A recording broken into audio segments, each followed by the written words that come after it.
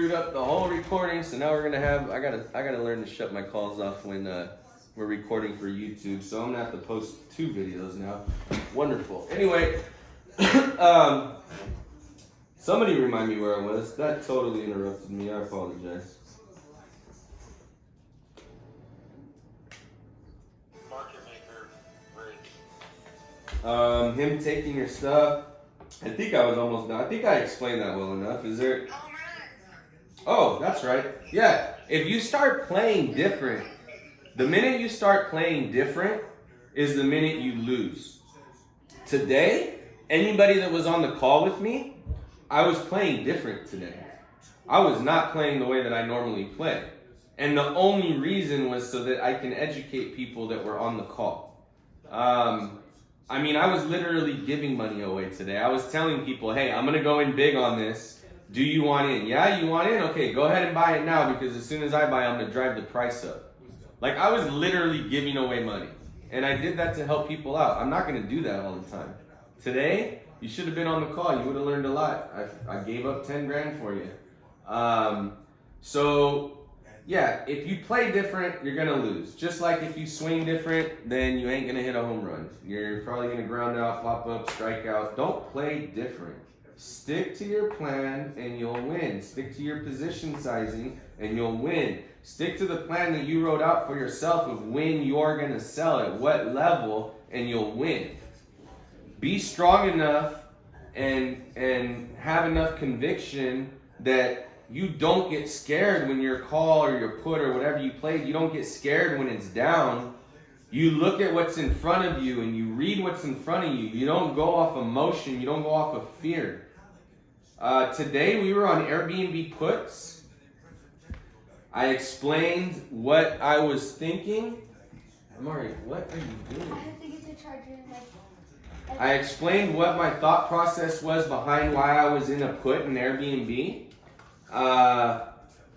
Right out the gate, we were down, I want to say, it might have been 80%. It was ugly. I was layered. I was in 175, 170, and I think it was, Andrew, you remind me, because it was the stupidest call ever, and I did it for you. What was it, 165?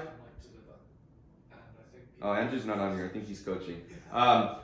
Andrew got in a put that was too far out of the money, and he was going to lose money on it. So I went and played along with him just to get him out of it so that he didn't lose money.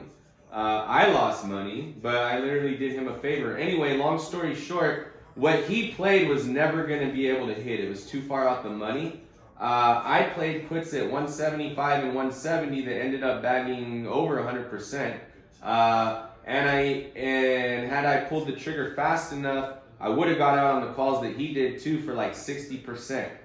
Those calls were up, they were down 80% out the gate. I'm almost positive, I could be wrong, but I'm almost positive, I guarantee you, somebody that was in on that call, they sold right at the beginning of the day because they're scared. I didn't, and I expressed in detail why I didn't, and they ended up paying. We ended up getting over 100% on the 175s, on the 170s, and then even as much as 67% before they expired worthless on the 165s. I didn't panic. I didn't get scared. The worst thing that you can do is look at your money. Don't get out of a call because you're looking at your money. Get out of a call because you had a plan before you got in on it and it didn't do what you thought it was going to do. That's why you get out of a call or a put or whatever. You get out of it because what you thought was going to happen and what you saw, like I don't play anything because I think something's going to happen.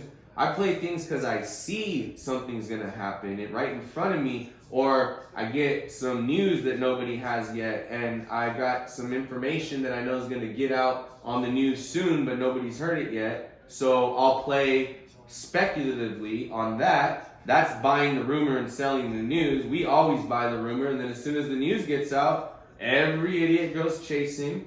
They drive the price up, it spikes, and then it comes right back down. So if I got the rumor, I'm going to buy the rumor, I'm going to sell the news. Anyway, I told everybody on the call this morning, listen, if you believe what I believe, don't sell this. I told them there's no reason this stock should be up. It absolutely should not be up. The CEO put his foot in his mouth yesterday, and he put his foot in his mouth today. And I told everybody, listen, they're trying to squeeze it back up so that they can get out of their calls. But fundamentally, there's absolutely no reason that this thing should be above where it's at. It should tank. And sure enough, it did. And we got paid. Why? Because I got conviction in what I see in front of me and what I understand in the stock market. The minute I lose conviction in what I think, I no longer have any edge in the stock market. Zero whatsoever. You have to have an edge if you're going to be a day trader. If you're going in with no edge, you're going to lose. All those things. Anybody have a question on any of those? And also, actually, let me finish this part out. The difference between calls and puts. I know there's a lot of new people on here. Another thing, guys, don't ever like belittle somebody because they ask a question that you think is a stupid question because you have more experience than them. When I first started day trading, I coughed up so much money, I didn't know what the hell I was doing. And I'm going to tell you something right now. There's a lot of people that were mentors to me. There's a lot of people that taught me things. Nobody taught me how to day trade, though. Day trading's a beast all on its own. I taught myself how to day trade. The system that I created, that I teach you guys, that's a mashup of a whole bunch of trial and error, of a whole bunch of mentoring, of a whole bunch of trying different styles that people teach and mashing up the best of all of them into my system. And I kick these guys' ass. They don't win at near a 90% rate. So I know what I'm doing works better. But I had to learn that all the hard way. And you don't have to. You don't have to. If you're losing, it's because you choose to.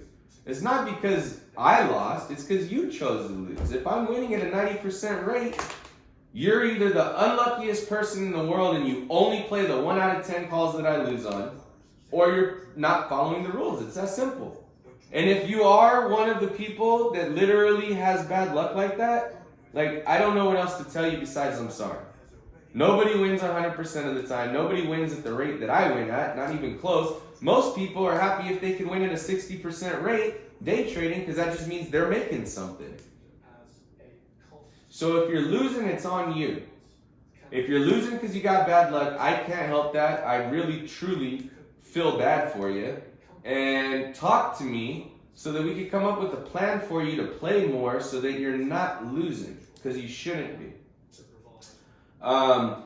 There's a huge difference between day trading and playing longs. You guys get my long plays. I put out long option calls in one of the premium services, which I've included everybody so far that signed up in.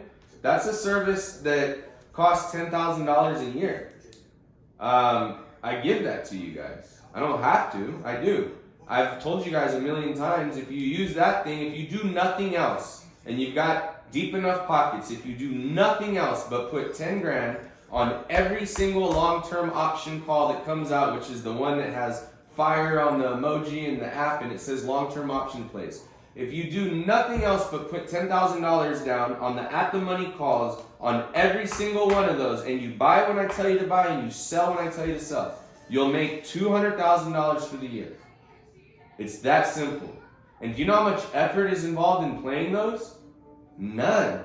You go in and look at what I tell you I'm buying, you mirror what I'm buying, you buy it, and you wait for the alert of when I tell you to sell. It's that simple. There's losers. Yes, you're going to have losers. That's part of the game. Last year we had 6 that were losers, that went to 0. I lost 10 grand every time. It hurts for a second, but then when you see that you made 200 grand for the end of the year, it really doesn't hurt, and then you get used to it and you understand, and you stop being emotionally driven and attached. The minute you get emotional in the market, you lose. You can't be emotional. Have goals with percentages. Don't have goals with money. If you have goals with money, it turns you into a pig and it makes you greedy and you lose. Have goals with percentages. Like I said, if I went in on something with $25,000 and I'm down $5,000, if I look at the fact that I'm down $5,000, that pisses me off. But if I don't look at the $5,000 and I look at I'm only down 20%, it doesn't bother me. I fully expect options to swing in 80% either direction, and that's normal. Playing options are volatile. If you guys haven't noticed by now, the speculative plays, those things are undefeated. There's people that have lost in them because they would go down 70% and those people got weak hands and they sold out because they got scared. But some of the biggest winners were down 80%. And then they come back and they rip for 500, 800%, 1,000%. Trust me, those riot calls that I'm in, I've continued to roll riot calls for months now. I have been down 95% in some of those riot calls before. Why? Because it traces Bitcoin. And Bitcoin's volatile as hell. I knew that going in. So it doesn't bother me. And look what it got me. Roll after roll after roll after roll after thousand after thousand after thousands of percent, and playing with house money for the rest of this year. Literally, I mean, I could play with house money on Riot the rest of probably the next 3 years. Like, it's done nothing but pay. But I'm sure there's people that got scared and they lost on that too. If you're not a day trader and you don't want to be a day trader and you just want to invest and you want to make money, but you don't want to, like, day trading is a career. That's something else I need people to understand. You're not going to be good at day trading unless you make a career out of it, or unless you study your ass off and you just play Monday and Tuesday, and that's fine.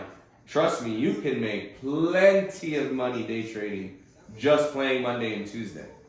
You can make more money than most people make in a year trading on Mondays from 8:30 to 11, 4 times a week. If you're playing on that level with that kind of money, I promise you. That's the easiest time in the world to play, is on Monday from 8:30 in the morning till 11 o'clock. You can make more money during that time than any other time, but you got to take what you're doing serious, and you got to understand that this is a career. This is not a hobby. It can be a hobby for you on a Monday and a Tuesday from 8:30 to 11 if that's what you want to make of it. You're never going to get great at it. You're never going to understand scalps. You're never going to understand the charts, how they move, what the moving averages are, what the volume bar prints mean, what a print means, what the RSI means and entails and then signifies. You're not going to learn those things that are going to make you a great trader if you're only trading once or twice a week. You will if you'll learn more not trading and being on the live call and setting up your charts and watching what I'm talking about and watching the premiums. You'll learn 10 times more doing that than the guy that's on here actually trading just on Mondays and Tuesdays. So if you want to be a day trader and if you want to see the kind of gains that I'm getting and you want to play with that kind of money and you got that kind of money available to lose, then get in and let's do it. But you got to take this. This is your job now. This is your business. Like, that's what you need to understand. I know there's a lot of people on here that have their own business. And I personally know all of them and know they're very successful. And I personally know that they work their ass off for their business and for themselves and for their family to support them. And I also know that they would never put in a half-ass effort and expect that they're going to do good. This is no different. This is your business. It's paying you money. This is paying me more money than any of the 8 businesses that I've ever started. And I mean, it could pay me more money in a month than I make in a year. So if you don't show up to work ready, if you don't put in the work, if you don't study, if you don't understand charts, if you're not getting on the calls but you think that you're going to be a day trader, you're fooling yourself. Don't do that. Stick to the service and what it could do for you without day trading. Use the speculative plays. Use the long-term options plays. Those things destroy. You just got to have strong hands. Don't worry about the volatility. Understand that's normal. And you got to have faith in me. If you don't have faith in me, you shouldn't be in this service anyway. My track record speaks for itself. I post everything. I post my wins. I post my losses. You guys saw my loss today. I don't try to hide that from you. It goes on Instagram. It goes on YouTube. It goes everywhere. It goes on Twitter. It goes everywhere. I don't hide that stuff. It's part of the game. I need you guys to understand that. Anybody have any questions about all that stuff so far?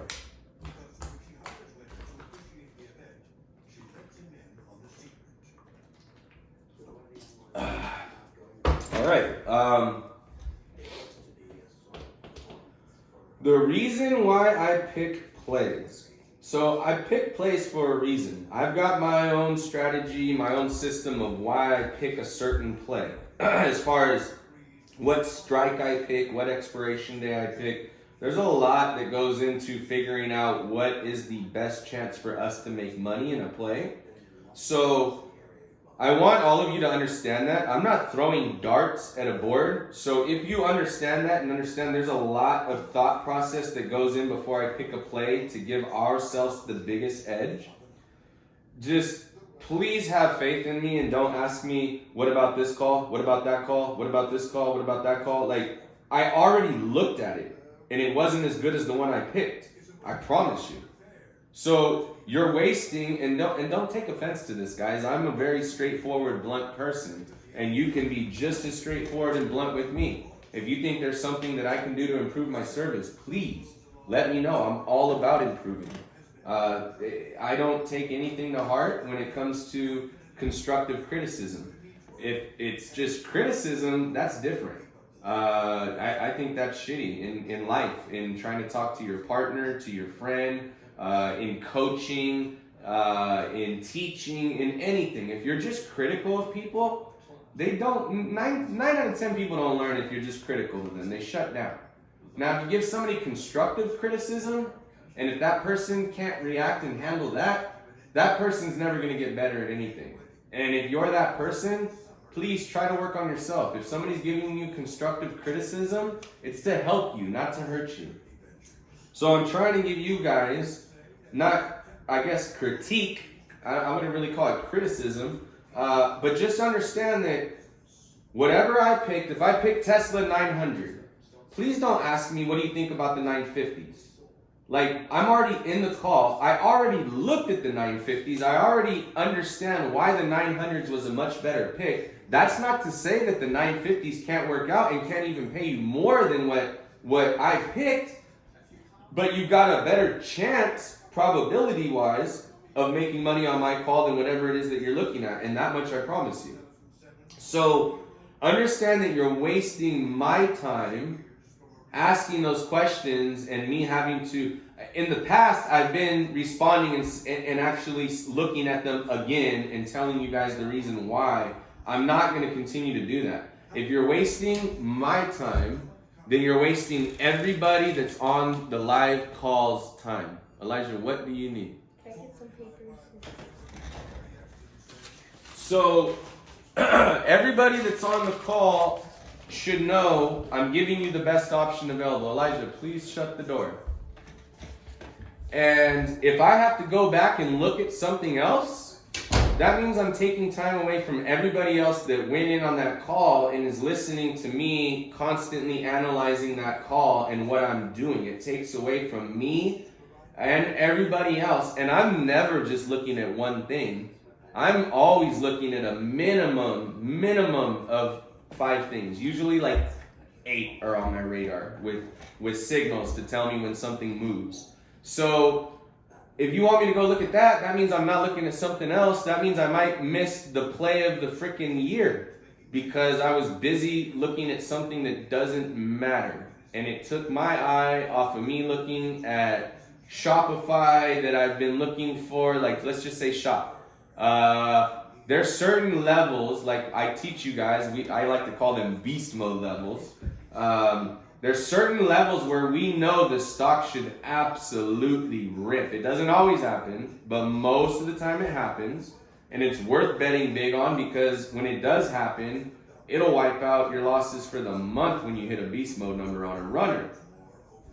So if I miss that because I'm looking at your call, that's crappy for all of us. If you want to play calls on your own, go for it. But don't ask me what I think about it, because I'm going to tell you right now what I think about it. I think, without looking at it, that it's shit. Because I think that what I'm playing is better. Now, when you get better than me, please teach me. But until then, if you're playing on your own, that's what you're doing. You are playing on your own. Don't ask me about your calls and your puts that you played on your own, because you're wasting my time and everybody else's time to go look at what you screwed up on. That's not fair to anybody. Swinging your plays. I swing plays, guys. I don't suggest that if you're not okay with losing every penny that you're swinging, then there's absolutely no reason you should swing. You need to understand that every single thing that you go into can go to zero. Everything can go to zero if you swing. If somebody comes and if somebody goes and there's a terrorist attack on our soil, and let's say New York gets bombed, guess what? Every single play that you're in will be worthless when the stock market opens up in the morning. And you can't predict the future, and I can't predict the future. So if you can't afford to lose it, don't swing it. Please. You're killing yourself. Understand risk and reward. I wouldn't swing it if I don't think that the reward far outweighs the risk. That doesn't mean that I'm right. That doesn't mean that I could be 100% right, that everything went right and it would have happened, but some shitty news comes out that has nothing to do with what I'm playing, doesn't change the fundamentals of it at all, but the news screwed it up. That can happen. That has happened. It will happen. It'll happen again. So don't swing if you can't afford to lose it. Bottom line, if you're a small account, when you see profits, take profits. Don't get greedy. If you're only playing one contract, don't wait for 100%. If you're playing one contract and the minute I get in it pops 50%, you should be gone. Gone. Cash out your 50%. Be happy. And then don't go get back in that play. I hear all these people, oh, I got in, I got out. Oh, I got in, I got out. Oh, I mean, guess what? You got in and got out. I bought 8 contracts, which is how many times you got in and got out. I stayed with my program and plugged along the way. I never gave up premium by getting in and out. And I promise you I made more money than you getting in and out. 100% of the time. So if you're a small account, don't wait for the market to take the money back from you. If it pops 50%, take the money and stay away. Wait for the next play. You just increased your account. That's the whole goal. If you're a small account, the whole goal is to get above $25,000 so that you can day trade. And again, I don't suggest that you start day trading when you have $25,000, because guess what? If you have one bad day, which is going to happen, like mine did today, now you can't day trade. So give yourself a buffer, man. At least give yourself a $10,000 buffer. So don't start day trading until you got 35 grand. And then set up your position sizing so that the most you can absolutely lose if you have the worst month on planet Earth and weren't falling to lose is 10 grand. Meaning, if you got 10 grand to play with, you need to know your risk reward and your level of risk tolerance.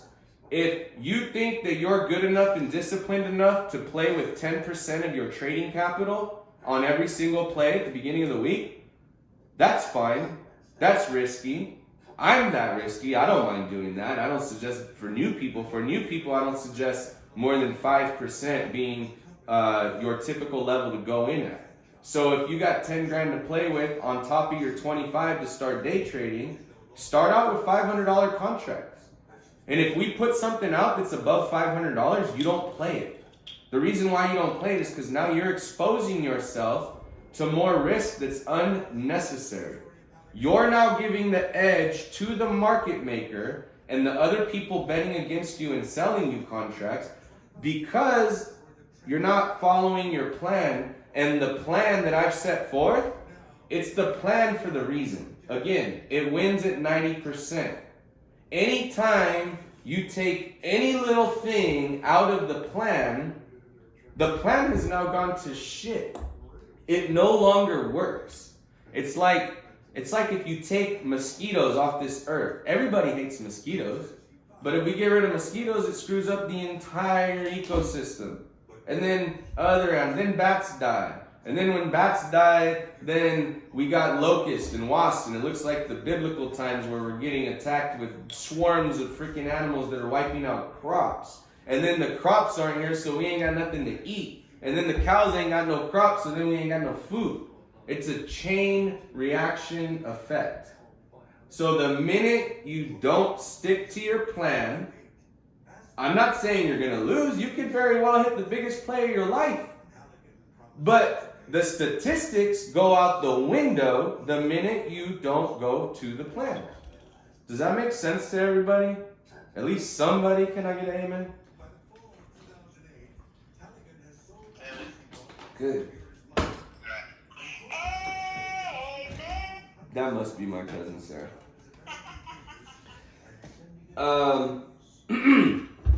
So before you go into any play, understand what you're risking. When you're playing options, you're risking whatever you put up. This is why options are so much more lucrative and, in my opinion, such a better alley to try to make money than being the investor. The guys that swing trade, they call it swing trading. They're the guys that don't have enough balls or knowledge to actually day trade. Because what they do is much less risky. They go and buy equity. So, like, say something's $50 and the channel it's going to move in is $5.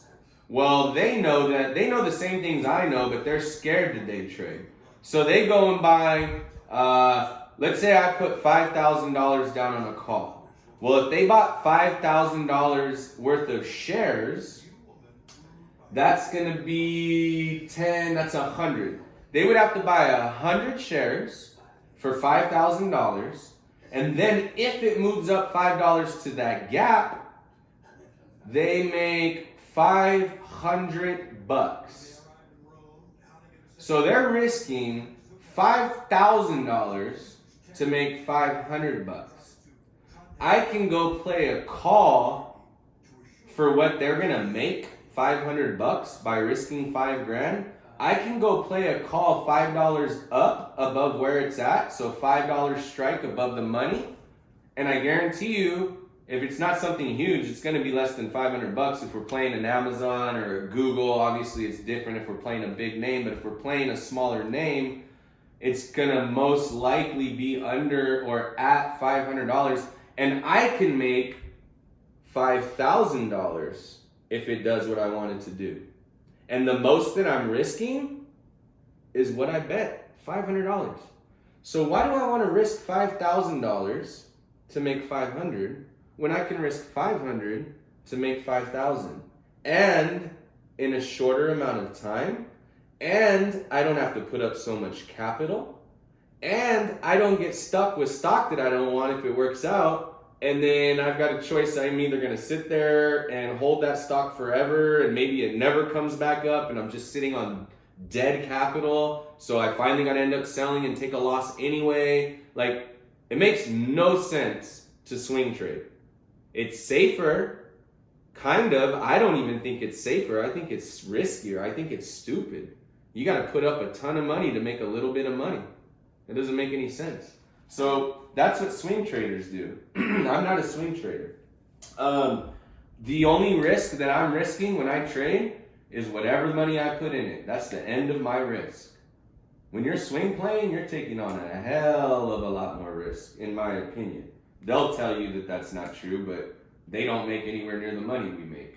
And we win more often than them. So how can they think they're right? A squeeze. Have I already gone over that? What a squeeze play is? Because we had a squeeze on today. Does anybody know what that is? Did I already go over it and I forgot?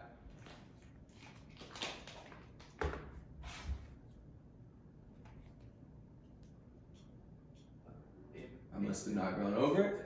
So a squeeze. There was one today in Palantir, but it didn't pan out. There was a massive amount of volume in the $30 calls today that expired today for Palantir.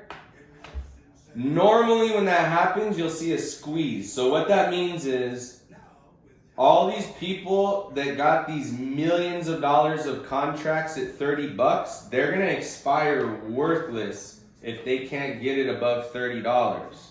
So what they do is they come in and start buying the hell out of the stock. These people have billions. It's nothing to them.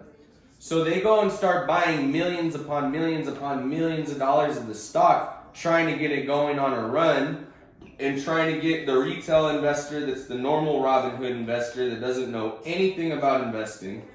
And they look at their Robinhood app and go, this is what a lot of retail investors do. It's the most god-awful thing ever. They go look at Robinhood and they look at the part where it says top movers and they go, oh damn, that thing moved 88% today. I need to go buy some. Dumbest thing you can do. If something moved 88%, chances are it's gonna come down back to earth real soon. That's a massive move. And 9 times out of 10 when something moves that big, it's unwarranted. Sure, there was good news. Sure, it should have moved, but it shouldn't have moved that much. If the news didn't make that company worth double in value, there's absolutely no reason that the equity should have ran 100%. And these people that have the money that are pushing this thing to squeeze understand that. So they try to squeeze it and buy the hundreds of millions of dollars to get it and go up. As soon as it does, they cash out of their options so that they don't get burnt on them. And then they go and they sell all those millions of dollars of stock that they bought and the thing dumps. It's a squeeze play, it's a pump and dump. We went and loaded up on the $30 calls for next week because I watched all the volume roll out of this week's 30s and go into next week's 30s. So whoever it is that's betting these hundreds of millions of dollars, I already know that they win in on next week. So I know that I got somebody on my side with a lot of money that no matter what is going to try to squeeze it. They might not get it all the way up to 30, but I know that the possibility is there that they're going to pin it at $30 to make those contracts worth a bunch of money. So I like those odds. That's me having an edge. That's why I went in on the 30s. Now Palantir kind of shit the bed at the end of the day. I didn't panic because I know what's on the books and I know what they're going to try to do next week. Rather than panic, I went in and bought more. Not at that strike. That's stupid. I went in and bought more at, let me see, what did Palantir finish at? It finished at $24? I think it came up after hours, didn't it? Yeah, it's at $26 almost. So anyway, I went back in and I reloaded on like 24, 25, 26, 27s. I don't know exactly what I bought, but I bought closer to the money. The reason why I did that is oh, look at that. Oh no, it only came up 1.9%. That's still a big move, even though it's only 28 cents. So I bought closer to the money. And the reason why is those are going to start paying faster than those 30s. So if they squeeze it like I think they will, I can cash out of my 24s and 25s and 26 and 27. I can cash out of those and rip them. They can make 100% or more. And then I leave those 30s as my lottos that are covered and paid for by the other ones. Now, if it doesn't work out, then yeah, I messed up. I just put more money into something that lost. But as long as Palantir doesn't open up down, all those calls that I bought, they're all good. And as soon as it starts moving, I can start cashing out of those strikes and start continuing to plug out until I get where those 30s are free. So that's what a squeeze is. That's how a squeeze works. That's what layering a call is. If you ever see me start to layer a call or build out a position, which is kind of the same thing, not quite. Building out a position means that you're going to continually buy the same thing as the day goes on to see how the day goes, because you're building a position for some information that you have in the near future. So you can dollar average cost down every time you see a dip and go and buy some more to get your dollar average down on your contract. So if I know I want 10 grand on a position, well, when I think it looks good, I'll go buy 2 grand. I'll wait to see what it looks like, go buy another 2 grand. If it dips, buy another 2 grand. I know I want it. So anytime I see dips, I'm going to build out my position to 10 grand. Now, layering means that you buy the same expiration date, but multiple different strikes. All you need to know is that if you see me layering something, that means that I've got real strong conviction in it. Real strong conviction. That's all you need to know. So if you see me layering something, it's probably a good idea if you're a smaller account to jump in on one of the things that you can afford. Preferably not the lotto pick, not the furthest out the money that I picked on the layer. There's a system, a strategy, a way that I put the odds in my favor with percentages and probabilities by layering. So that's not for you if you're a small account. But what it is for you is buy what you can afford closest to the money, because that's the best probability you're going to have of winning, and take your money and get out. Live for the next one. Just know, as a small account, when you see me layering, probably a good idea for you to figure out where you fit in on there and get in. Went over risk of swinging, went over position sizing. I'm going to say it so I'm blue in the face, because I know there's people on here that have lost money, and there's absolutely no reason they should have. The only reason they lost money is because they still don't know their position sizing. They bet with their gut instead of betting with looking at the charts and reading the technicals. They bet their own plays instead of sticking with my plays. And they play lottos the same size they play a regular position. They bet on lottos rather than using profits on lottos. All this stuff's in the app. All this stuff is in the app. So if you're breaking the rules, that's the only reason you're losing. Stop breaking the rules. Follow the rules. And another thing that you need to understand, like I said, don't swing for the fences. Swing for the base hits. Your plan is to take money on the single, the double, the triple, and then when you hit the home run, you just watch how far can that home run go. If you swing for the fence, you're going to lose. Take your money where you can get it as a smaller account. It's not a race, it's a marathon. I'm not trying to see how much money I can make every month. I always try to beat my previous month, because if I didn't do that, then I would have no motivation. I mean, I would just be here to be here. And I like to motivate myself and give myself goals to attain and achieve. If you don't set a goal, then you're not working towards anything. So definitely have goals. Just don't have goals as far as how much money you're going to make. You want to know the number one reason why? There's no reason you should put a limit on how much money you can make. If you say you want to make $5,000 a week, what are you going to do when you've made $5,000 on Monday and your call's flying? Are you going to cash out and go, all right, I made my $5,000 for the week? No, that's stupid. If you're in a play that's ripping, let it rip. And especially if it's covered. If it's paid for and covered because you plugged the way you're supposed to, you should just be sitting there watching the show. So if you don't play like that, again, you're going to lose. Understand and stick to the rules and how to play. Have a plan before you get in the play. Don't look at the cash. Look at the percentage. Don't even bother. Put your hand over the money of what your profit or loss is if you have to. And know, okay, I said I bought 4 contracts. I'm going to plug out at 30%. The minute you see that thing hit 30%, boom, sell one.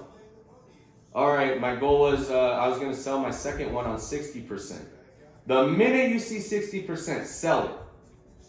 The second that you don't stick to your plan, it's the second that stock turns around and starts taking your money. It's like it never fails.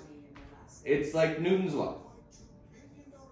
I think it's Newton's law. Is that Newton's law? What can go wrong will go wrong? It's somebody. I don't think that's Newton. I forget who it is. Somebody's law. What can go wrong will go wrong.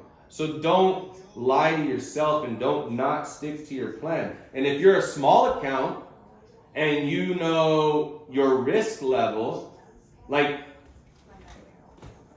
I'm going to have to do statistics so that we can help out the smaller accounts a lot better. If I were to go off the top of my head and know that we hit on average, we hit 100% plus winners a day, I would think it's easy to say that most of my plays easily travel over 50%. So if you know that and you're a small account, but you're not risky, then cash out at 30. Just tell yourself that's your goal every day. My goal is to build up my account so that I can day trade, so that I can make a career out of this, so that I don't have to work for somebody anymore, so that I can work from anywhere in the world, so that I can make so much money that I could do whatever it is that makes me happy in life and makes me a better person, both spiritually, mentally, just your character, because you can do things that you've never done to help people. Not only people that are close to you, people you don't even know. You can make a difference and change the world. So know your risk and stick to your plan. If you don't stick to your plan, you're going to lose.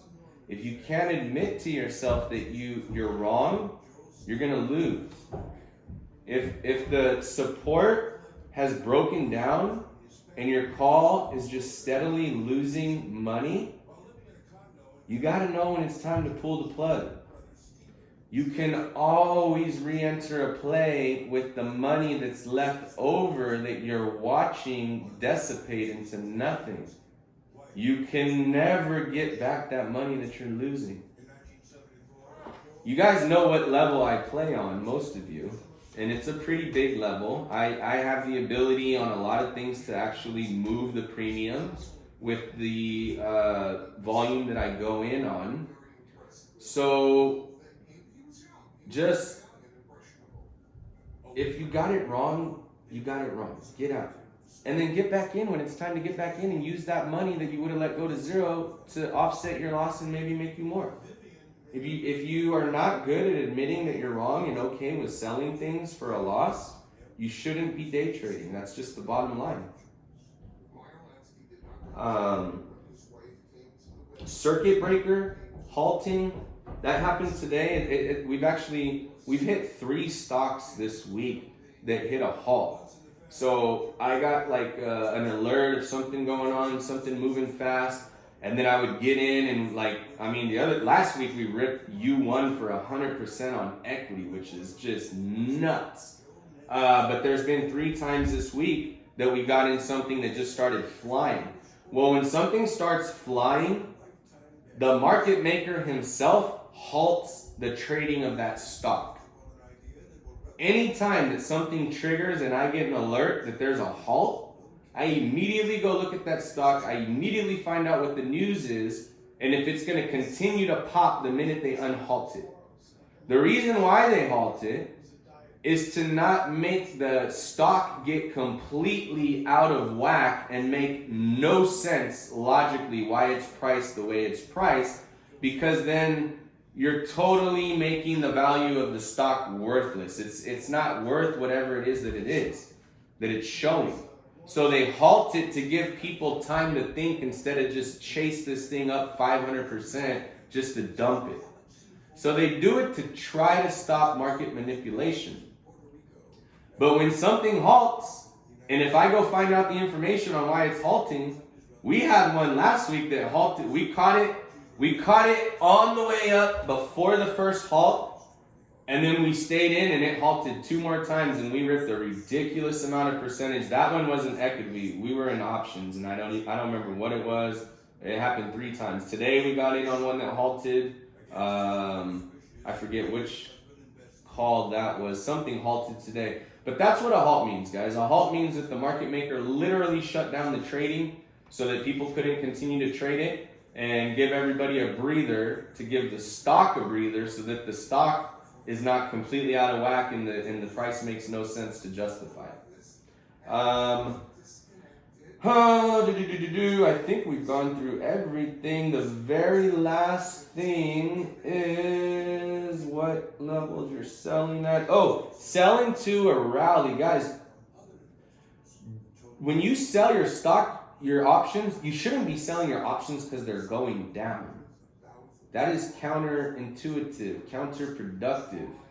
It might make sense to you, but if you look at things logically, that makes no sense. Why are you going to sell something while the premium's going down? Not to mention, if the premium's going down, it's going down fast.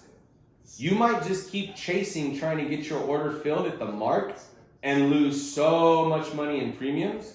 The only way that you're going to, we've gone over, I think we went over this already, but the only way that you're going to get your contract to 100% go through is to sell it below whatever the bid price is. And then the market maker will automatically sell it. And the reason why? He goes and buys it from you for, let's say you put it 10 cents lower than what the price is at. The reason why it automatically sells is the market maker bought it and instantaneously sold it to the person that had in that bid and made 10 cents per option. Hopefully that makes sense. So why would I sell something on the way down? Every single time something's going up and it takes out the percentages you're looking to plug at, you should immediately plug. If you're somebody that has a lot more experience like me, that doesn't necessarily need levels to plug at, because I'm very good at reading charts and momentum and understanding gap up, gap down, understanding acceleration numbers, understanding how to read the volume and the RSI and what it looks like it's going to do. So once you get that good, you get to play different. Like, I can see if something's going to continue to run at least so far. So if I can see that, I'm not going to cash out until I get close to whatever the next resistance level is. Things don't always hit their resistance level. Things will go up towards it. If it's a bigger stock, like say a $100 stock, and it's a $5 gap, well, when it reverses off the 100, I know it's going to try to get to 105, but it might only get to 102.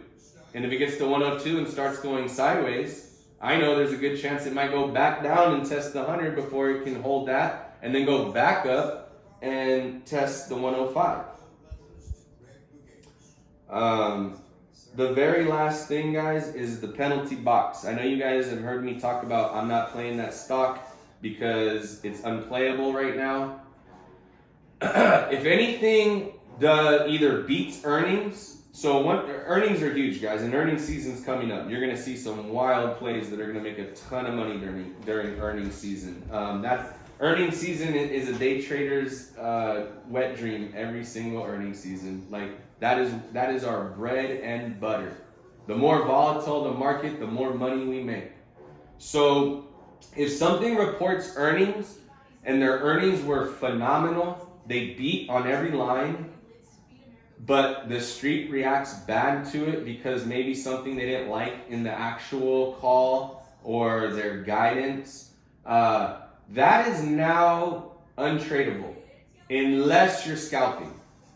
I will tell you that anything is tradable if you're scalping and you know what you're doing, except for things that have no liquidity in the option. Then you're just stupid. You're playing against the market maker and he doesn't even have to buy it or sell it. So the minute he sells it, then he ain't gonna buy it. He's gonna let you go to zero for making a stupid call.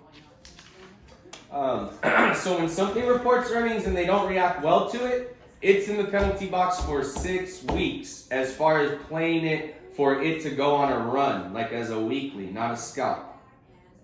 Reason being, I encourage anybody, go check the facts. I figured this out on my own with my own research.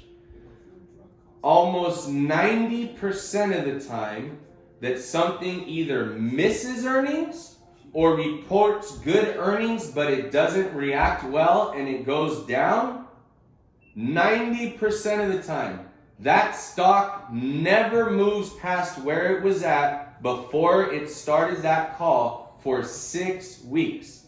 It's a fact. I didn't make this up. I figured this out. So why am I going to play something that I know can't move? I know it ain't going to move. Zoom has been on our penalty box since their last call. Zoom's my favorite stock to play. We haven't played it but maybe 3 times for scalps. We've never stuck with Zoom in the last 6 weeks. Not once. If I've been in Zoom, it's in and out. Because I know that it can't do nothing for 6 weeks. And then it might do something starting to wind up going into their next earnings because people are betting on their earnings. But for 6 weeks, it's not playable. Another thing, if Amazon is at $3,000 and Amazon drops $100 and it goes to $2,900 and then it goes up $20 and then you're wondering, man, should I play Amazon? It went up $20. It's going to move. No, that doesn't mean that Amazon's good. Amazon gave up 100 and it only came up 20. It's still down 80. We don't bet on stocks that are going down or that are not in an uptrend. We follow the momentum. Amazon's not good again until it gets past where it was.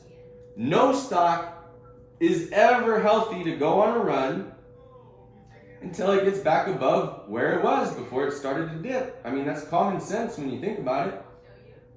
It can't go on a run if it doesn't get above where it started, right? So why are we going to play it until it gets to where it started? Makes no sense. I'm all done, guys. I hope I taught you guys a lot. I hope I went over everything that I wrote down here, and I hope I went over it in enough detail that I gave y'all some knowledge to help you out. I've got a solid 15 to 30 minutes, so shoot with your questions. Let's try to do it this way, make it easy. How many people I got on this call? 1, 2, 3, 4, 5, 6, 7, 8, 9, 10. All right, I'll give everybody a question and try to get it answered in 3 to 5 minutes. Boris, you got any questions? Boris been having trouble figuring out how to use this app, so I don't think I'm gonna get a question from him. Hopefully I will. Boris, if you figured out how to use the app, just unmute yourself. Let me know you got nothing. If not, I'm gonna move on to Brett. Brett, any questions, sir? And please, guys, please, if you have a question about anything, ask it. There's no such thing as a stupid question. Trust me, I was much more ignorant than you are when I started day trading. I learned all these lessons on my own and the hard way. So you guys are already smarter than I was when I started day trading. I 1,000,000% guarantee that. So don't think there's a question that's stupid or you're embarrassed to ask or how basic it is. The only person that's stupid is the person that doesn't ask the question that you think stupid because they're not going to gain any knowledge. So ask anything, please. Go ahead, Brett. Just one question. Sure. I've been following you all week. My account isn't funded yet, so I haven't been able to play yet. But Okay. I've been following and trying to learn and everything. So sometimes you make the reference that you need to have strong hands and brass balls and ride it out and whatever. Yeah. And occasionally you'll say, well, you need to learn how to take your losses and sell out when it's on the downtick or whatever. So Yeah. how do you draw that line? Is it just a new trader type situation where you just need to learn to take your losses, or at what point do you say, okay, I'm just going to follow it and just ride it out? So as a new trader, you should only be sticking to the plan 100%. Part of that plan is knowing what your throw up level is, which means what is the most you're willing to lose. And that's part of your plan with position sizing, with plugging out. Plugging out's not only on the way up.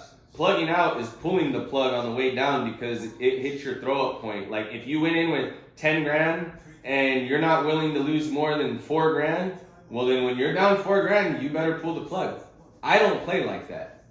So everybody's risk level is different. Now, I play based on what the stock is showing me right in front of me. Like Airbnb today. I played the knowledge that I had. I played based on the chart in front of me and what it was doing. I played based on looking on the books to see are people playing more calls or more puts. Like all those things go through my mind and get researched before I make up my mind of what I'm going to do. So if you're not doing that or knowledgeable enough or have learned how to do that yet on your own, then you just have to have a percentage and say that's the most I'm willing to lose. And if your percentage is 0, then that's great. It honestly is. Like I said, I've had so many plays that get down 80% and then rip hundreds of percent. You have to go in, once you become a day trader and this is your career, you have to go into every play being okay with it going to 0. So I play based on what's in front of me, what I see, what the charts are telling me, what the volume's telling me, what the numbers on the books are telling me, and a little bit of my gut, because part of my gut is the knowledge I have of news and what's making it move, or news that's possibly coming out that could make it move. Like today, we stayed in, you can overstay your welcome because you have news. I always tell you guys, don't overstay your welcome, and I say there is a big but though, or a big if, or a big unless, which is unless you know something that most people don't already know. If that's the case, then I don't have a problem having steel balls and strong hands, because I know something nobody else knows, and as long as that contract has enough expiration to wait for that news to come out to affect the stock, I'm not going to cough it up. Hell, I might wait for it to drop and buy even more, load up some more. That way my dollar cost average goes down. That way the stock has to move much less to get me back to even. And if I decide to play with shit, then I get out and I broke out even because it just moved a little bit. So if you know something nobody else knows, that's when you got to have strong hands. I knew everything about Airbnb. I knew the CEO. I knew what he did. I knew before everybody else. I got the information instantly that he stuck his foot in his mouth again today. There was another stock that I got information before everybody else that Citron was putting out a short report on Lemonade, and it started tanking immediately. It was the easiest put to scalp in the world. And then I knew that there was a lot of people refuting the report from Citron, which made the stock turn around and come back. And then it just consolidated because I figured out that nobody knows what the hell's going on. Citron's saying one thing, they're saying another thing. Citron's well known to just make shit up so that they can get a stock to get shorted so that they can get out and make money because they short sell everything. Citron's been known to make complete bullshit up to do that and get fined by the SEC, and they don't give a damn. If they made $500 million and the SEC fined them 50 for what they did, do you think they care? Hell no, they don't care. Is it fair to all the people that are playing and are legitimate people that aren't breaking the law? Hell no, it's not fair. But that's the game they play, and I know it, and that's why I play the game with them and I try to be smarter than them. Or I just try to be as good as them and follow what I see them doing because I know what they're doing, so I beat them at their own game. I get in or I might get out a little bit sooner than them. I might get in a little bit earlier than them, but I get a feel for what's going on. So I'm sorry that answer was so long, but it's a very complicated question to answer. Did that explain it well enough for you, or do you have any more? Okay.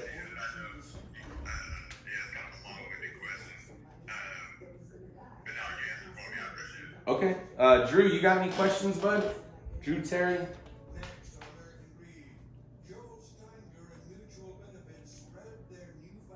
Hey, how's it going? Good. How you doing, Andrew? Great. Do you suggest writing down notes throughout the morning as well while you're making your plays? Yeah, definitely. If that helps you, 100%. So now we're on the live chat all day. You get to hear me just talk all day long. What I'm looking at, explaining how the charts work, what I'm gonna scalp, why I'm gonna scalp it, why I'm gonna go in on a play, what the news is. Like, if you want to day trade, man, just get on the live call. You're gonna learn a ton in a day. More if you haven't day traded yet, like where you're on the call with me, you're just day trading off of the buy orders that come out that I play. dude, you've learned nothing compared to what you're gonna learn in one day on the call. So yeah, if you need to take notes, take notes. What I'm trying to do is get on 15 minutes before the market opens to say hello to everybody, to go over all the charts and notes that I got from the morning conference call that I'm on. The only issue is a lot of times our morning conference call goes like, there's sometimes where it goes like to 8 minutes until open because there might be stuff moving pre-market that we're all talking about and watching as our play. So I try to get on there and kind of prepare everybody for the day and go over all my notes from the conference call and what's most important to look at. But sometimes that doesn't happen because our conference call might go like all the way till 5 minutes before open and I got to get on and go as fast as I can to give everybody what's going on. But most of the time, we're done by like 8 o'clock, 8:10. From now on, what I am going to start doing, because there's no reason I shouldn't, I'm just sitting here in my office watching news and charts and everything before the market opens. The minute I'm done with that conference call, I'm going to go live on the voice channel where we trade at. That way, I could start talking to anybody that's on there and just give them a little one-on-one coaching of what exactly we're looking for so that they can have it in their notes and they can watch it. Like I said, there's going to be times where I've got stuff in my notes that I missed because I'm watching too many other things. I might have in my notes that Twilio beast number is 401. But maybe I'm watching 5 other things or I'm in 5 plays and I don't even have a screen with Twilio on it, and then I get my alert that Twilio hit it and then I go look at it and it's already ran $10 in a matter of a few minutes and it's too late. I'm chasing. But if I prep all my guys for it, most of my guys shouldn't be playing like me with 5 plays. They should be zeroed in on 1 or 2. Well, they can have their eyes on something like that all day, and then when they see it, pull the trigger, and they don't miss it, but I do, and you get well rewarded. So yeah, if you're there in the morning and you're taking notes, man, you're not gonna miss nothing, and you're gonna make yourself so much more money. Any more questions, Drew, or can I move on to Esme? That's perfect. Thank you. Esme, what's up, bro?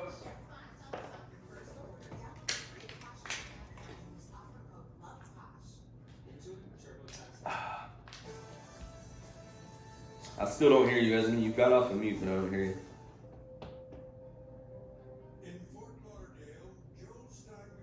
We'll come back to you, Esme. I think you're having technical difficulties. Jillian, do you have any questions?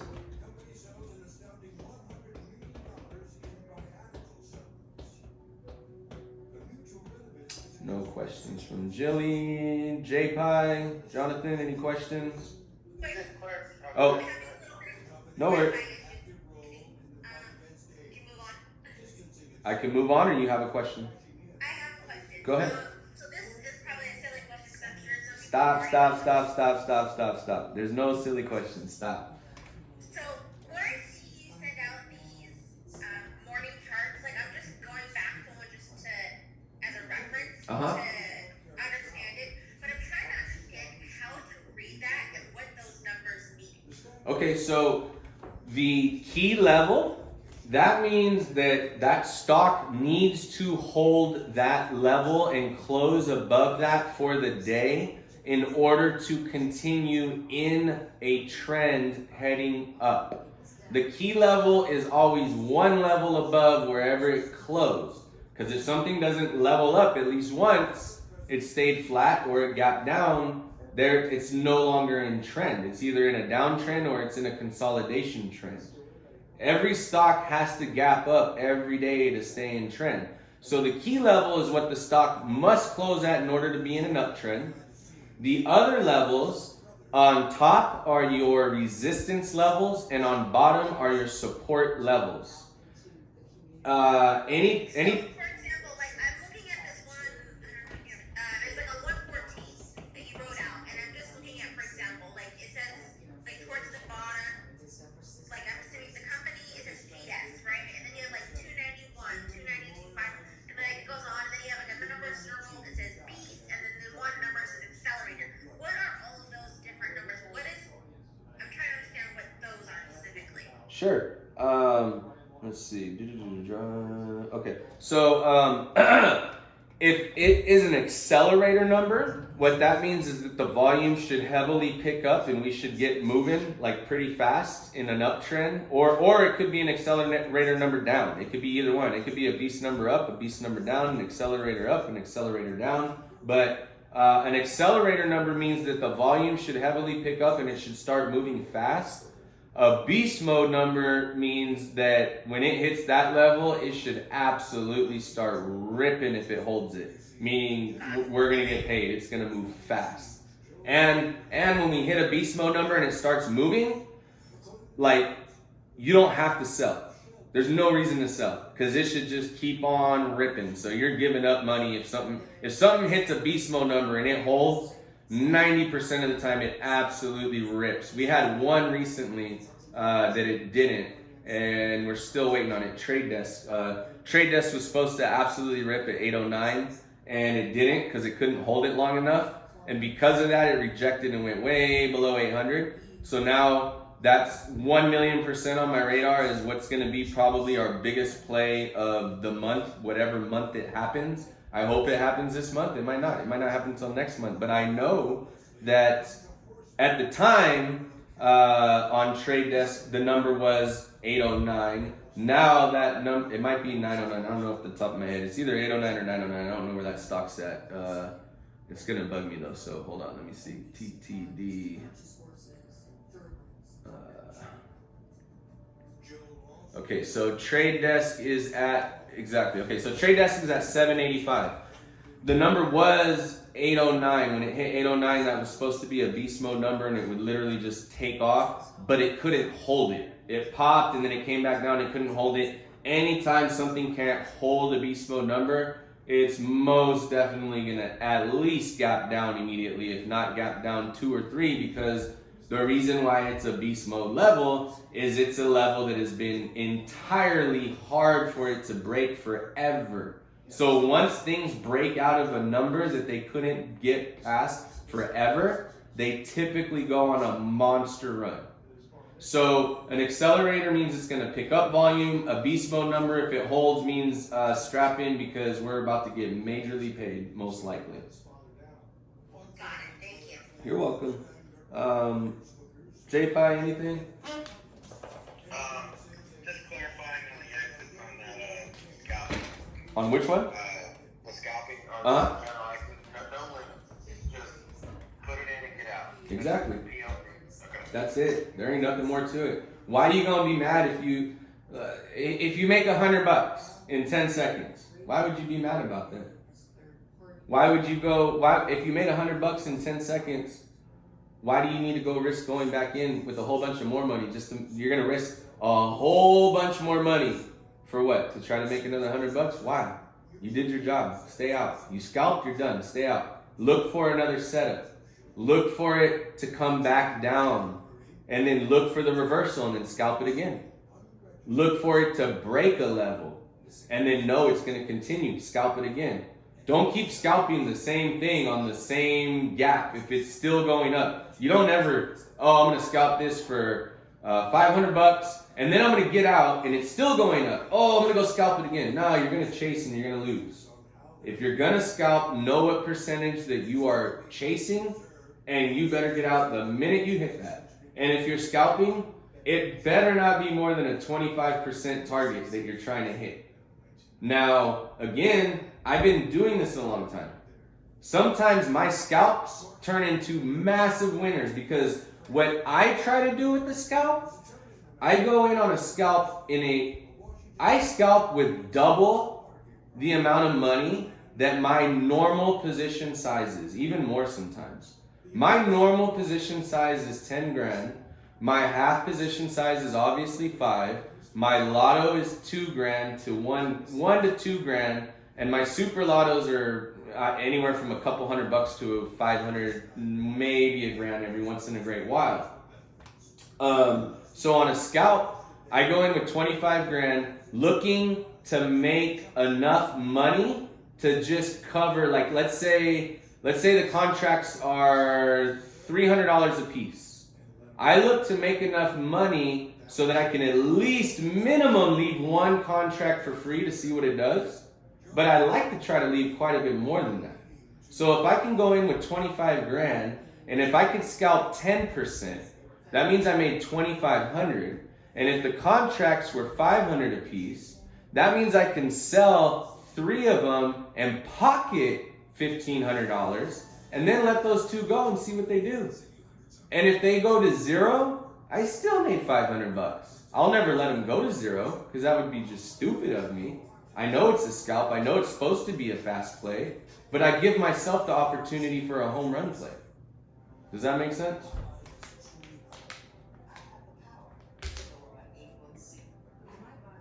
Am I still on here? Yeah. Okay.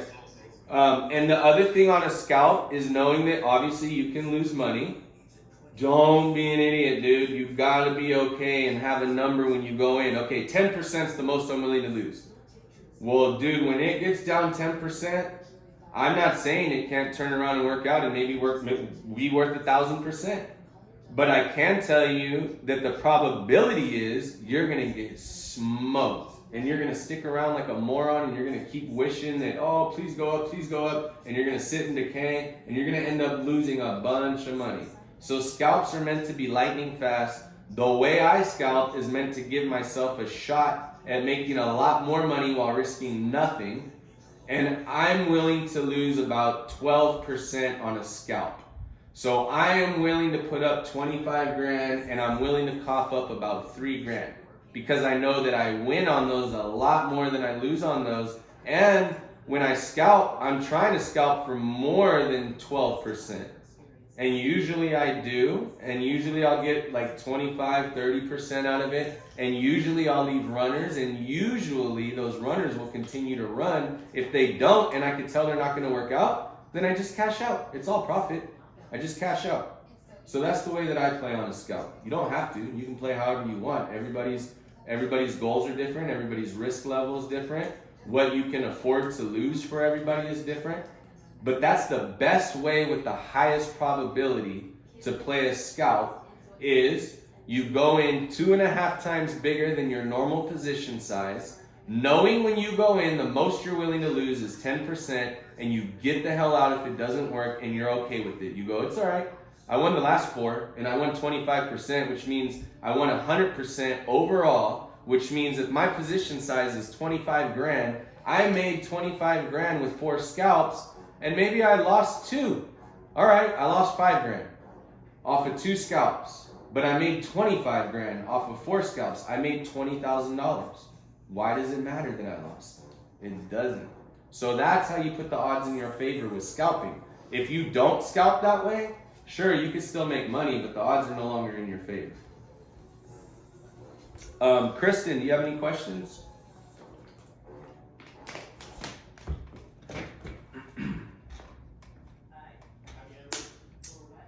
Kristen, I'll come back to you at the end if you do. Sarah, any questions? I'm just listening. It's like 10,000. I'm just gonna come see you. Okay. Write them all down and we'll hang out for a week. Randy, do you have any questions, bud? No, I'm good. Thanks, brother. Okay, no problem. Steve, Hey, what's up, man? what's up, bro? Man, I just had a question about RSI. Can you RSI. explain that? Like, Oh, okay. I thought you were talking about a stock. I'm like, well, I don't know what the hell RSI is. It is a stock, Rush Street Interactive. So RSI, yeah. So, do you have it pulled up on your computer right now? Do you have Robinhood charts in front of you right now or no? What happened? I think Steve accidentally cut himself off. I'm sure he'll be back. There he is. Steve, do you have Robinhood charts pulled up in front of you or no? no, like I said, I guess I disconnected that for a second. Now I'm in a chemical plant right now. Oh, okay. So basically, have you added the RSI to your charts and seen it at the bottom though? No, I have not. That's what I was asking. Because I can't quite figure out exactly how I'm supposed to pull that up and follow that along. You know how to add your moving averages, right? Exactly. Okay, so it's the exact same place. When you hit add data, you just keep going down, and below moving average, you'll see exponential moving average, and then you'll see relative strength index. So, so all you do is click relative strength index, and boom, it automatically pops it up along the very bottom, below all your lines. And you should also have the volume on there too. If you don't have volume on there, make sure you add the volume so you can see what I'm talking about as the day goes along. The volume is on the right side at the top of the chart. It's just a green box. If you click it, all the bars show up, and if you click it again and uncheck it, all the bars disappear. Do you understand how the relative strength index works? I know you listen and study a lot, but if you don't, I'll explain it right now. I mean, if you could give me another little rundown. Sure. I've research, but you kind of explain things a little better. So if anybody has their charts pulled up right now and they added RSI on it, which is relative strength index, I'm going to go back and start over. So let's go to, well here, I typed this in so everybody can go to it. You can go to RSI, which is Rush Street Interactive Stock. You can pull that up. You can see on Robinhood, you have to be on your laptop to do this. You can't be on a mobile app, it doesn't work. It says expand. Underneath all the line chart, it says expand, and you can click on that. It's to the right of where it says 1 day, 1 week, where you can see the stock's performance. You click on expand. Here's where I add all my moving averages. So you add a moving average. When you hit add moving average, it just pops up. You click on the setting, the little gear, and you set the period that you want it for. On my chart every day, I've got 3 minute, 5 minute. Those are the two by far most important for day trading. So the 3 and the 5 are the two biggest, most important ones for you to be looking at all day. That's how you can read momentum. You can read momentum by looking at where the price is compared to those two. And then I also add a 15 minute, sometimes a 30 minute, not normally. So I'll put a 15 minute, I'll put a 60 minute, and I'll put a 120 minute. Those do absolutely nothing for you until towards the end of the day, the 60 and the 120. I use that to measure how strong the stock's been all day. If it stayed above those lines all day, then that stock is strong. It's been moving strong all day. So now you can click add data and click on relative strength index, and then you get this orange line at the bottom. Now behind that orange line, and somebody please chime in, I don't know if your screen's white or black. It's much more noticeable when you have it in night mode and the screen's black. Do you see all those red dotted horizontal line that goes straight across? Does everybody see that? Want to hear more about Joel's sick relationship with his doctors? Go to cnbcprime.com/American Dream. Okay, so in order for something to not technically, now this is not a science, okay? This is a tool to help you. It doesn't always work. Technically, if something's moving inside of those red dotted lines, it's just like a stock. That's its channel. For the stock to not be crazy, it's supposed to move inside that channel. The further it gets up and it gets outside of that red dotted line, in the red dotted line, it stops at 70 at the top. Anything over 70, that stock is starting to get stretched thin. What that means is it's being technically there's no such thing as being overbought. And when people buy Tesla and they push Tesla up $150 in 2 days and they bought $1 billion of stock, it's not overbought. They just bought a lot. These are technicals though to help you day trade. So technically, once it gets above that, you're now technically overbought, which means technically it should start selling and coming back down. Once you're below the RSI line, which is at 30, I believe it's 30. So once you get below 30, now the relative strength index is really low. What that means is it's way oversold technically. So theoretically, people should start buying it. Like, there's people that use the app, it's like Signals or some crap like that, and it sends you a signal when, oh, this stock is a good time to buy. You should buy here and you should exit there. Those are swing traders that I was talking about. This is the only thing that's sending them that signal. Like, it's the stupidest service on planet Earth to pay for, because it literally, this is all it's doing. It's telling you that the stock is now technically oversold, so it should turn around and go and test the gap above, the resistance level above. Now, when we go and rip something for a few 100% because it went on a run, this RSI goes out the window, because when we're ripping something, the RSI could stay at 90. I mean, hell, we've ripped things that rip all day. The RSI stays at like almost 100 the entire day. So it's not 100% accurate whatsoever, but it is a good tool to, I guess, solidify your beliefs. So if you're like, oh, this should bounce off that channel, but you can use the RSI to solidify what your thoughts are. It's not a science, but it helps you. It's a tool. Does that make sense? Yeah, that makes sense. So I guess in theory, like you were saying, theoretically speaking, would it be a better time to buy closer to the 70, break the corner down by the 30, and open sell it over? You know what I'm saying? You always want to buy when the RSI is low, because it means it's oversold. So if something's oversold, that means buyers should come in because they pushed it down to a level where they know normally people buy at. So when something's oversold on the RSI, that means the RSI is really low, and then that's a good time. Like, I use this to look on scalps. So if I see it get to a bottom resistance level, and I see that the RSI is off the chart, meaning below the red dotted line, and I see that it's going to hold that level, the minute I see a curve in a reversal, that's when I go in and get a scalp, because I know that technically it's oversold. I know that it held that line, and I see that it's going, and I also use the volume. So if I see positive volume on the last print, meaning we get a green bar instead of a red, then I know a lot of things. That tells me a lot. That tells me that it's oversold. It tells me that it held that support line in the sand. And it tells me that I got a green volume print, meaning there's more buys than sells. Everything is looking in the right direction there. Doesn't mean it's going to work. Some asshole could come in and sell $10 million of shares in 1 second and take the thing down 10 points. But it does tell you what it technically means and what it technically should do. And it does work a lot more than it doesn't.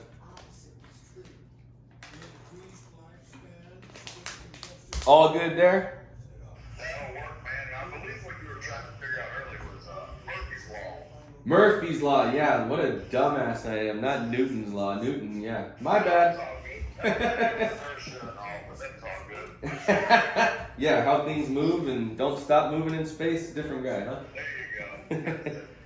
Zach, what's up, brother? I know this is your first call. No questions stupid. Anything you got, let me know and I'll try to help. Can you hear me? Yes, sir.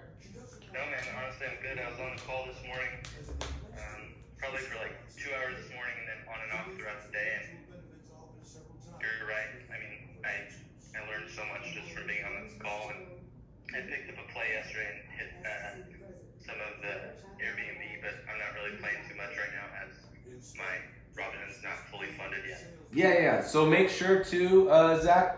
So in order to day trade like unlimited, you have to have at all times above $25,000 in your account.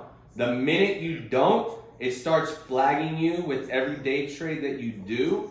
And you're only allowed to do 3 day trades per week before you get flagged. On the 4th one, they flag you and they shut you down for, I think, a month the first time, and I think 3 months the second time. So if you plan on day trading, make 1,000,000% sure that you don't make more than 3 day trades per week if you don't have that funding, because the last thing you want to do is lock yourself out of the ability to day trade for 3 months. Absolutely. And then the other thing that I found out today, which I didn't know, I found out on the call from some members, the way that I play and teach is to buy contracts in multiples of 4 if you can afford to. And you plug out along the way at whatever levels it is that you're targeting, so that you're continually locking in gains and not setting yourself up to hold a big old bag that just turns into nothing because you were greedy. So once you start doing that, apparently every single time you sell, like if you bought 4 contracts and then you went and sold all 4 of them individually, that counts as 4 day trades and it'll lock you out. So if you are a smaller account, I highly suggest that to start out, you play what you can afford to lose. You only play on Monday or Tuesday, and you only take 3 trades max, and you sell all at once. It doesn't matter if you're playing 20 contracts if you can afford that. But what matters is that when you buy 20, you better sell all 20 at once. So obviously you're going to be shooting for a lower percentage than what we do, because otherwise you're risking too much. You shouldn't leave all your capital out there and be a pig. So those are things you need to know. Make sure if you are a small account, if you're not going to fund it, that you don't make more than 3 day trades a week. And make sure that you want to buy all your chunk at once and sell all your chunk at once. Because if you play the way we do, with multiples of 4 and plug out at least 4 times, you're done day trading for the month off of 1 play. Does that make? I want to make sure that not just to you, there's a lot of people on this call I think that are in that situation. I want to make sure everybody fully understands that, because I've already seen it happen to somebody, and they're is he on this call? No, he's not on this call. I saw it happen to somebody and he's toast, man. He's locked out from day trading for 3 months, so now he's busy trading crypto to try to get his account back up so he can trade. No, that makes sense. And that gets reset on Monday, right? Yeah, every week, every Monday. Correct. Every Monday it resets. Okay, So, and every time you do, I think every time you trade it, I think it lets you know and it shows you like, okay, here's little bubbles and it's like you made 1 day trade. And then it'll let you know, like, all right, you'll get to the point where it shows you you've made 3 day trades, and it even tells you, I think, if you make another one, then if you don't have over $25,000 in equity, then you'll be suspended for a month. Alright, man, for sure. Happy to be here. Thanks for all the knowledge. No problem, man. Who did we miss earlier? Somebody couldn't get on here. Kristen, you either didn't have a question or your unmute's not working. If you can unmute and you don't have any questions, just let me know, because then I'm going to open it up to everybody and then we're going to call it a night.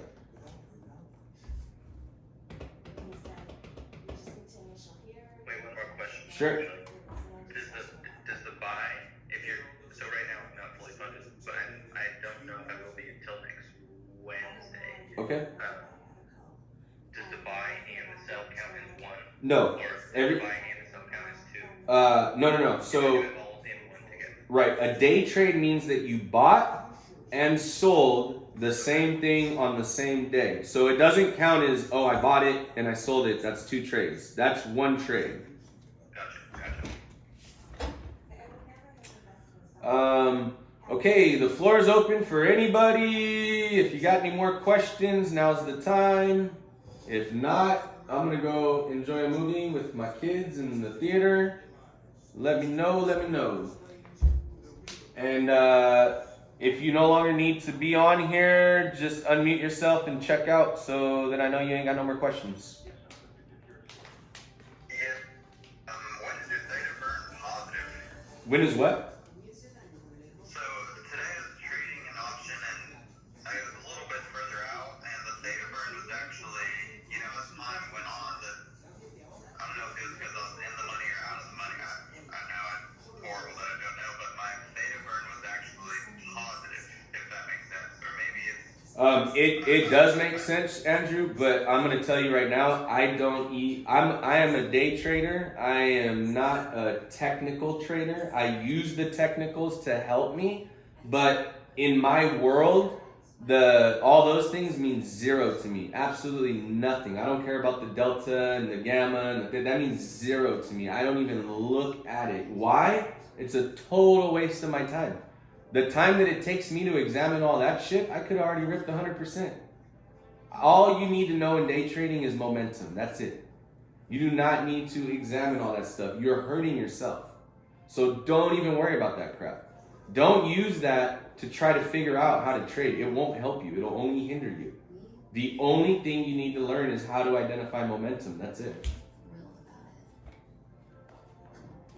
For sure. Alrighty. Well, thank you, sir. You're welcome.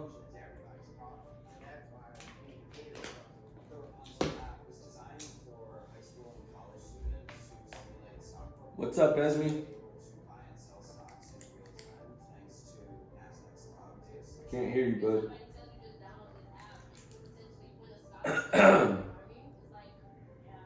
Randy, you got any more questions, brother?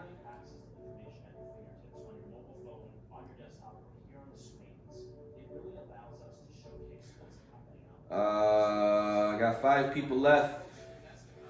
Anybody chime in if you got any more questions?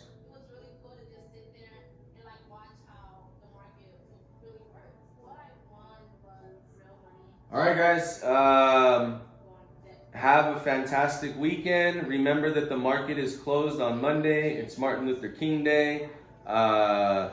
Please go do something nice for somebody that's underprivileged, especially somebody that's a minority. Martin Luther King Day means a lot to me and a lot of people.